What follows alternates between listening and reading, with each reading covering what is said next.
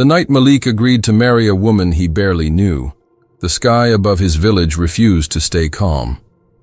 Clouds kept gathering and breaking apart again, as though the heavens themselves were pacing in worry. Rain had not yet started, but the wind kept circling the mud houses with a restless edge, stirring leaves, dragging dust, slipping through cracked doors like an unwanted guest. Malik sat outside his father's home, elbows on his knees, fingers tapping against each other in a rhythm he didn't realize he was doing. He had not slept in 2 nights, not since the proposal arrived, and each hour without sleep stretched everything inside him thinner and thinner, like a rope beginning to fray. His father's drunken voice drifted out of the house behind him, laughing too loudly, talking to shadows, celebrating something Malik didn't feel like celebrating at all. A wedding should have felt like a blessing, but instead the thought stuck in Malik's throat like a splinter. His father had agreed to the proposal instantly, without blinking, without asking Malik a single thing. A rich family, a beautiful daughter, a life outside poverty. Who would refuse such a miracle?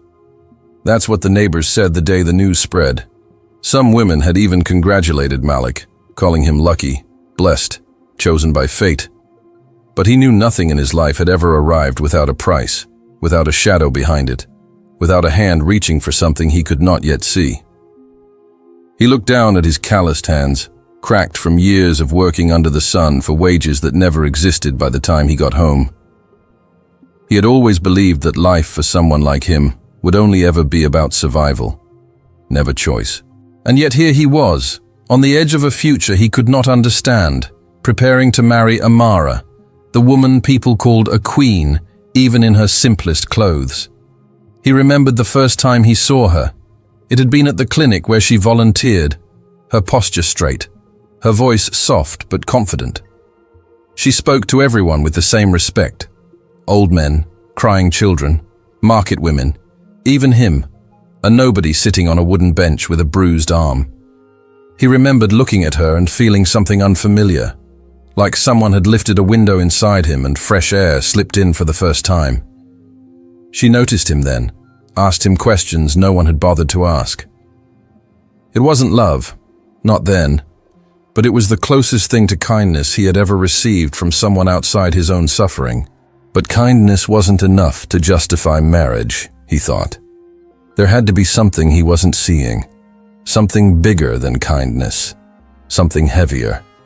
The timing, the urgency of her family's visit, the speed of the agreement. It all created a pressure inside him that refused to loosen. And yet every time he tried to ask his father why, the older man would dismiss him with a wave, or walk out or get angry. "You finally have a good life coming," he would say. "Don't ruin it with questions." But questions were all Malik had. He leaned back against the wooden pillar and closed his eyes. He tried to picture Amara's face, the way she blinked slowly when she was hiding something, the way her fingers played with the edge of her shawl when she was nervous. He tried to remember every detail of her expressions, searching for signs he might have missed. Fear, guilt, hesitation. But all he found in her eyes were layers he had not learned how to read yet. By the time dawn crept across the sky, the wind had calmed, but the air felt thick with unspoken truths. Malik stood up, brushed the dust from his trousers, and stepped inside the house. His father lay across the bed, snoring loudly, an empty bottle rolling on the floor beside him.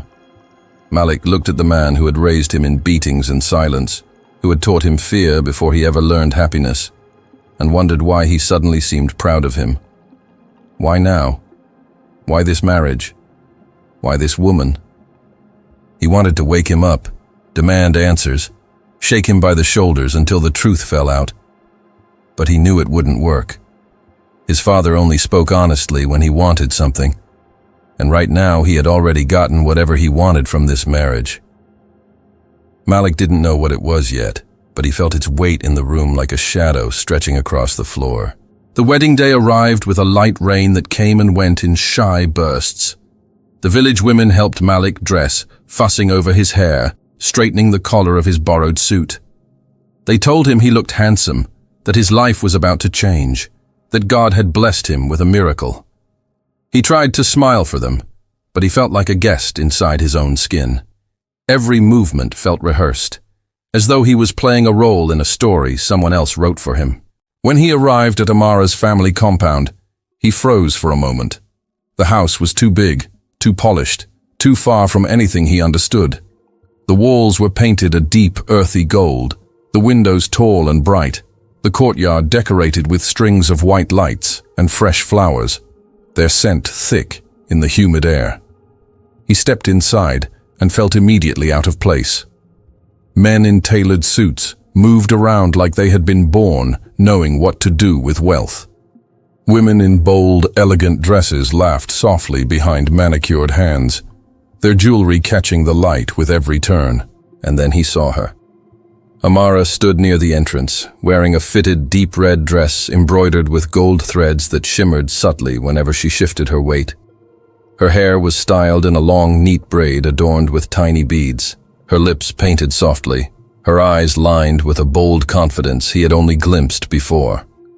When she saw him, she inhaled slowly, her shoulders rising and falling like someone preparing for a conversation she wasn't ready to have. She walked toward him, each step controlled but fragile, as though her confidence was held together by threads that might break if she breathed too hard.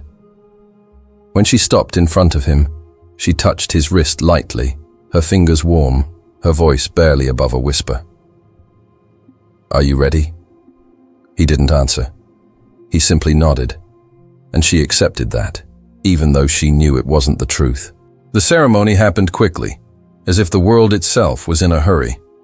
People clapped, singers performed softly in the corner, and their families exchanged polite smiles. Malik felt everything and nothing at once. When he repeated the vows, his voice wavered only once, but he wasn't sure if anyone noticed. Amara noticed. Her eyes flickered with concern, but she said nothing. Her hand rested gently against his, neither gripping too tightly nor letting go. She looked like a woman carrying a truth too heavy to speak. After the ceremony, after photographs, after blessings and prayers and distant relatives giving advice he didn't ask for, Malik found himself sitting beside her in the back of an expensive car whose doors closed with a soft, threatening finality. The leather smelled new, the air cool against his skin. Outside, the sky had begun to darken again, rain forming clouds waiting for command. Amara sat across from him, her back straight, her fingers twisting around each other in a way she had always tried to hide. Her breaths were uneven, her shoulders stiff, her eyes avoiding his. Malik watched her, studying the tension in her jaw, the tightness in her lips, the tremor in her exhale. And then she spoke. "Malik, before we reach the house, there is something I need to tell you." His heartbeat slowed, then sped up sharply. He felt the shift in the air before the words even arrived. He leaned forward slightly, waiting. She swallowed hard, looked out the window once, then back at him. "Your father, he didn't agree to the wedding because he believed in us." Malik's throat tightened. She continued, voice cracking at the edges. "He agreed because I paid him." The words didn't just hit him, they hollowed him. His breath slipped out in a shaky whisper. "What did you say?" Amara flinched, and the car continued moving through the darkening road, carrying them both into a truth he could never return from. Amara flinched, and the car continued moving through the darkening road, carrying them both into a truth he could never return from. Malik stared at her, feeling the world tilt in a slow, nauseating way, as though gravity itself had shifted. The rain outside had begun again, soft at first, then gradually growing stronger, each drop hitting the glass with a dull heaviness that echoed the weight settling in his chest. His lips parted, but no words came out. He felt as though someone had tied a rope around his voice and pulled tight. Amara's fingers trembled on her lap, her eyes glistening but too afraid to let tears fall. She spoke again, softer this time, almost like a confession being forced out of her lungs. "He demanded money, Malik. He said he wouldn't allow you to marry me unless I paid him. He said you weren't worth the trouble otherwise, that you'd only bring problems, that he'd stop the wedding if I didn't give him what he wanted. Her breathing shook, the words breaking apart as they left her. I should have told you. I know I should have. But I was terrified. I knew he had control over you. I knew how you grew up. I knew he could hurt you more than poverty already had. Malik leaned back slowly, his head touching the cool leather behind him as he swallowed against the burn in his throat. The car felt too cold and too warm at the same time. He looked at his hands, still trembling, still betraying him. And for a moment, he saw himself the way his father must have seen him. A commodity, something to be exchanged for money. A boy whose worth fit inside a number. And then he realized that the number had been agreed on without his voice, without his consent, without his knowledge. It was as if his entire past had crawled back onto his skin and tightened around him like a chain. He whispered, barely audible, "How much?" Amara inhaled sharply, her eyes lowering. Enough to make him smile. She hesitated. Too much for any father to ask for his child. The rain grew heavier. Malik shut his eyes, his mind racing through memories he never wanted to revisit. His father throwing a plate at the wall, the sting of a belt across his back. Nights of hunger because the little they had was spent on drink. All those years he thought survival meant endurance. But now it felt like the final cruelty had arrived. Even the day that was supposed to free him was built on a transaction that made him feel smaller than he had ever felt before. He opened his eyes slowly and looked at Amara. She wasn't the villain. He could see that now in the way her shoulders curved inward, the way she couldn't maintain eye contact, the way she whispered her guilt in every breath she took. She didn't buy him because she saw him as less. She paid because she saw him being treated as less. Yet the truth still carved into him, deep and raw. The car slowed as it turned into her family's estate, the lights bright against the slick, rain-covered driveway. The driver stepped out to open the door, but Malik didn't move. Amara waited, watching him with a mixture of fear and hope, her hands now clasped tightly in her lap. When he finally stood, the rain had softened again, falling in thin streams that made the world outside look blurred and unreal. They walked in silence toward the entrance. The house smelled of jasmine and polished wood. Servants moved quietly, respectfully, but Malik barely noticed any of it. His thoughts were too loud, his heartbeat too uneven. Amara led him down a long hallway, her steps hesitant, as though she wasn't sure he would follow. She stopped at the door of what was meant to be their room. "Malik," she whispered, turning slowly to face him. "I know I took away your choice, and I know you may hate me for it, but I didn't know how else to protect you. I saw the way he looked at you. I saw what he wanted. And She paused, breath shaking. "I couldn't let him ruin you just because poverty made you easy to exploit." Malik stared at her, each word piercing through layers he didn't know he had. She wasn't lying. He could hear the truth trembling inside her. But hearing something and healing from it were two different things. He walked past her into the room. It was beautiful, far beyond anything he had expected. Soft lighting, dark wooden furniture, scented candles, neatly folded blankets. It felt like a world built for comfort, yet he felt none of it. The window showed the rain washing over the garden outside, the drops hitting the glass in uneven rhythms. He sat on the edge of the bed, leaning forward with his hands clasped between his knees. Amara walked in slowly, standing a few steps away as though she feared taking up too much space. His silence stretched, thickening the air between them. Finally, she whispered, "Say something, please." Malik lifted his head, eyes heavy. "I don't know how to feel," he said. "You didn't force me into this marriage, but you forced the path to it, and he..." His voice cracked, the bitterness rising sharply. "He sold me, like I was nothing. Amara's breath hitched. She sat on the floor beside him, not touching him, but close enough for him to feel the warmth of her presence. "You are not nothing," she whispered firmly. "Your father, he made you believe that. Poverty made you believe that. Pain made you believe that. But none of it is true. I didn't pay for you to own you. I paid to remove his control. I paid because it was the only way to get you out of his hands." He stared at her, a long, silent moment stretching between them. "Why me?" he asked finally. "Out of all the men you could have chosen, why me?" Her eyes softened, the tension in her shoulders falling away slightly. "Because you were the only person in this village who looked at the world as if it had already broken you, but you still chose to be kind." She exhaled shakily. "You came to the clinic once with a bruised arm, remember? You tried to hide it. I knew your father caused it. But even then you smiled when the children cried. You helped an old man reach the door. You told a mother not to worry about your turn. Anyone else would have been bitter, angry, hardened. But you stayed gentle."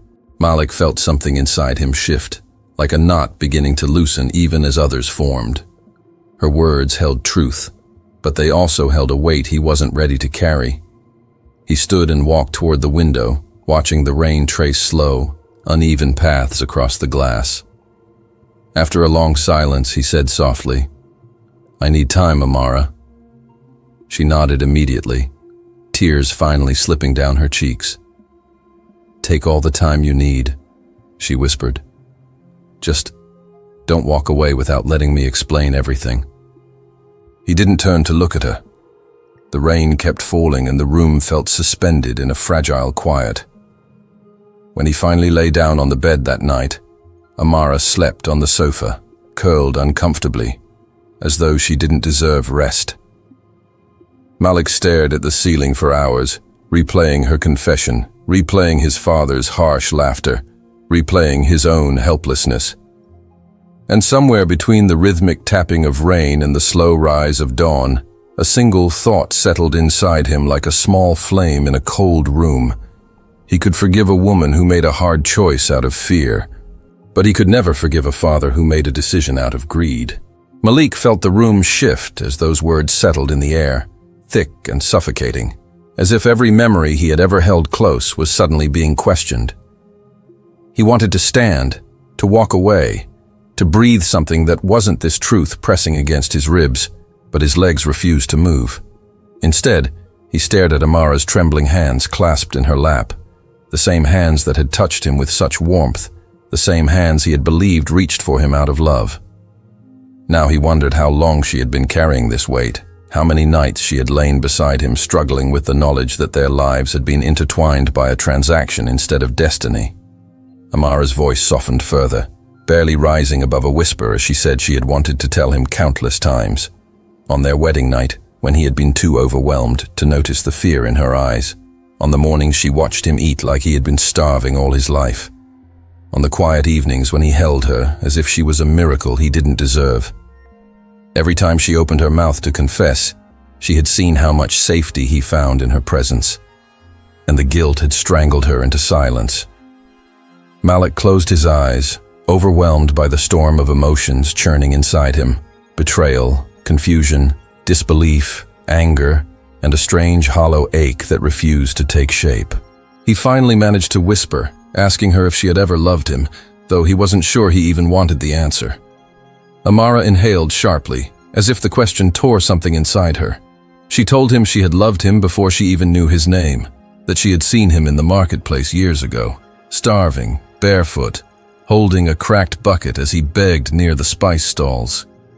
She had seen something in his eyes that felt impossible to forget, a stubborn spark that refused to die even though life kept stepping on it. When her father later proposed the marriage arrangement, she had been terrified, but a part of her had selfishly thought she could help him escape the suffering he didn't deserve. And even though the start of their marriage had been built on something ugly and unfair, every day since then her love had grown into something she couldn't hide. The confession hit him harder than he expected. Malik looked away, struggling to understand how two truths could coexist, how she could love him, and yet allow him to be sold at the same time. He felt himself drifting between memories, her laughter as they cooked together for the first time, her gentle hands tending to the cut on his palm after he slipped in the garden, the way she had whispered, "You're safe here," on the nights he woke gasping from childhood terrors. Those moments felt real, painfully real, and he didn't know whether to hold on to them or throw them away. He stood up slowly, feeling as though his body carried the weight of every cruel year he had survived, every humiliation, every sacrifice that had shaped him. He told her he needed air, not because he wanted to leave her, but because he feared he might collapse under the pressure of staying. Amara nodded without asking him to stay. She knew she had no right to ask anything of him anymore. Malik walked out onto the balcony, letting the humid night air hit his face. The city lights shimmered below, stretching far beyond the horizon, so different from the dark, quiet village where he had grown up. He wondered if his father had ever felt guilt. He wondered if the money had ever truly eased anything. He wondered if he should confront him or let the wound scar over quietly. And beneath all that, beneath the raging questions and the raw pain, was a deeper, quieter fear. What if the life he had built wasn't truly his? Amara joined him a few minutes later, standing at a distance, respecting the space between them as if it were sacred. She told him that she understood if he wanted to annul the marriage, that she would sign anything he needed, that she would take the blame before the elders, the family, the community, anything to free him from the shadow of what had been done to him. Malik felt a sudden surge of anger, not at her offer, but at the world that had put them in this impossible situation. He asked her if she thought walking away would fix the wound in his chest, if she believed leaving her would magically undo the truth of what he had endured. She didn't respond, but the tears running down her cheeks glistened in the moonlight, and that silence answered him more deeply than words could. He took a long breath, remembering that love was never perfect in the world he came from. Love was survival, sacrifice, choosing someone even when the world made choosing difficult.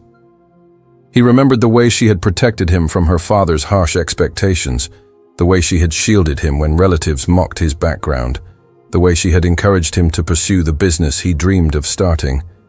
None of those things had been part of the arrangement. They were her. Only her. Slowly, painfully, he realized that while their beginning had been tainted, their journey had not.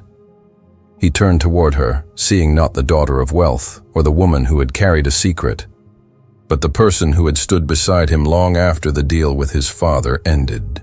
Malik asked her why she finally decided to tell him today. Her voice cracked as she said she couldn't bear the idea of building a future with him while holding a lie between them, that she wanted their marriage to breathe without shame, and that she was ready to risk losing him if it meant giving him back the dignity he deserved. Her honesty, raw and trembling, broke something open inside him.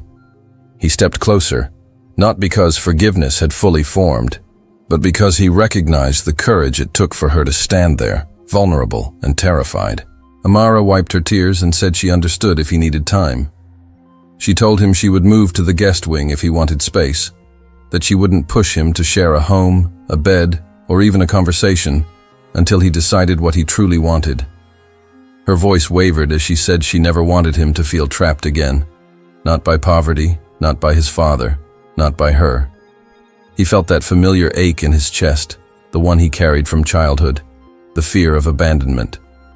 And standing there in the dim glow of the balcony light, he realized something painful but true. Walking away from her wouldn't make him free.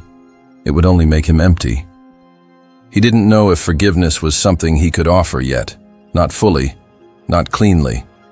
But he knew love was there, wounded, shaken, confused, but still beating. So he told her he wasn't leaving, not tonight. He would stay, and he would think, and he would allow healing to come slowly instead of pretending everything was fine. Amara nodded, understanding the unspoken promise in his words. They returned inside, sitting apart but not separated, letting the silence settle between them like a fragile truce. That night, nothing was resolved, but something important had begun. A shift, a possibility, a breath taken together after drowning in truth. As Malik lay in bed while Amara rested in the guest room, he stared at the ceiling and finally allowed himself to ask the question he had avoided for years. What kind of man would I have become if no one had interfered? He realized that while the truth had broken him, it had also shown him the depth of his strength. He wasn't a purchased life anymore. He wasn't a transaction. He wasn't a boy abandoned by a father who lacked courage. He was a man who had survived, who had risen, and who now had the power to choose his own path. And for the first time since hearing the truth, he felt the faintest flicker of peace, small but real, settling in the center of his chest, as if forgiveness, in whatever form it would eventually take, had begun its quiet journey toward him. The next morning arrived slowly, with soft sunlight filtering through the heavy curtains, carrying the quiet promise of a new beginning, even if the edges of that promise still felt sharp. Malik rose from the bed with the heaviness of a man who had spent the night wrestling more with memory than sleep, though a strange calm had settled beneath the turmoil. He walked to the balcony again, the early breeze brushing against his face, and looked down at the enormous estate below, the sprawling gardens, the stone pathways, the large fountain at the center. It all felt surreal, as if he were looking at a life borrowed rather than earned. But as he watched the gardeners begin their morning routines, he realized something. He had contributed to this home too. His effort, his discipline, his honesty. Whatever its origins, this life was now shaped by his hands. Behind him, he heard a soft knock on the door before the sound of hesitant footsteps. Amara stepped into the room, still in last night's clothes, her eyes swollen from crying, but her posture composed in a way that revealed she had made a decision of her own. She walked towards him slowly, offering him a mug of warm tea, something she always prepared when she knew he was lost in thought. Malik accepted it without a word, feeling the warmth seep into his palms, grounding him. She didn't try to speak, didn't try to defend herself, didn't attempt to soothe him with promises she couldn't guarantee. Instead, she simply stood beside him, their shoulders only inches apart, looking out at the same horizon, as if the shared silence was the only bridge they were capable of crossing that morning. Eventually, Malik broke the quiet. He asked her about her father, not in anger, but in the steady, exhausted voice of someone ready to understand the full shape of the truth, even if it bruised him. Amara's breath caught, but she answered honestly. She explained how her father had always believed money solved everything, believed it so deeply that he couldn't imagine a world where dignity wasn't something you could purchase and restore whenever needed. When he saw Malik as a child, ragged, thin, bleeding from a wound on his arm while carrying buckets for coins, he had told her privately that the boy reminded him of the ghosts from his own poor upbringing. But instead of helping with compassion, he had helped with power, the only language he understood. He had approached Malik's father not to save a child's life, but to secure a future son-in-law from humble roots, believing he could mold him into a loyal, grateful asset to the family. It was wrong, selfish, and arrogant. Amara admitted it openly. But she also said she had argued, begged him not to force the arrangement, and only agreed when she realized Malik would at least be safe, fed, protected. Her guilt trembled beneath every word. Malik listened, absorbing the weight of each explanation. He didn't respond quickly. He let the truth settle, let the emotions breathe without interrupting. When he finally spoke, he told her he didn't hate her father, not anymore. Hatred was too heavy, too consuming, and he had carried enough suffering in his childhood. But he also told her he wouldn't let the past define him anymore. He would confront his father, not with violence, but with clarity, and he would tell him he was no longer a man who could be bought or sold. Amara nodded. her fingers tightening around the fabric of her sleeve as if bracing for the possibility that this confrontation might reopen wounds Malik had spent a lifetime stitching shut. Later that day, Malik traveled back to his old village, a place he had left behind but never fully escaped. The dusty road leading to his childhood home felt unchanged, though the world in his chest had transformed beyond recognition. When he reached the small, crumbling house where his father still lived, he paused at the doorway, feeling the years press against him. His father was older, thinner, his shoulders slumped as if life had chipped away at him slowly. When he saw Malik, his eyes widened with a mix of shock and shame. He knew why his son had come, even before a single word was spoken. Their conversation unfolded quietly, without shouting, without dramatic confrontations. Malik asked him why he had traded his son's life for money, why he hadn't chosen love over desperation. His father, voice shaking, admitted that fear had driven him, fear of starvation, fear of collapse, fear of failing his children.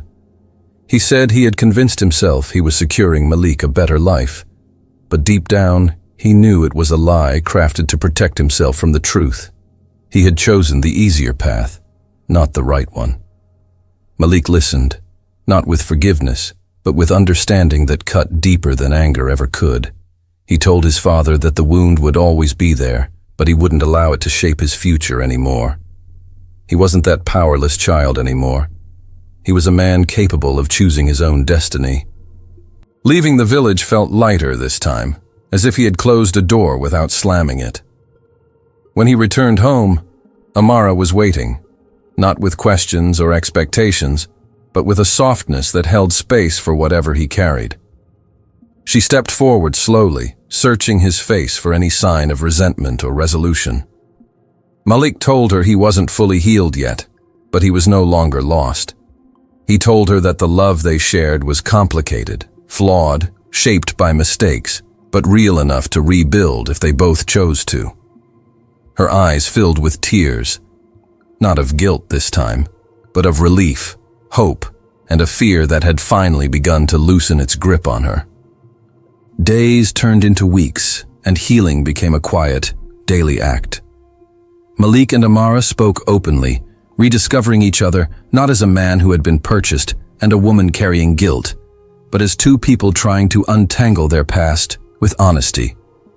Malik began pursuing the business he had always dreamed of, small at first, but rooted in passion rather than obligation. Amara supported him not out of pity or responsibility, but out of admiration for the man he had always been.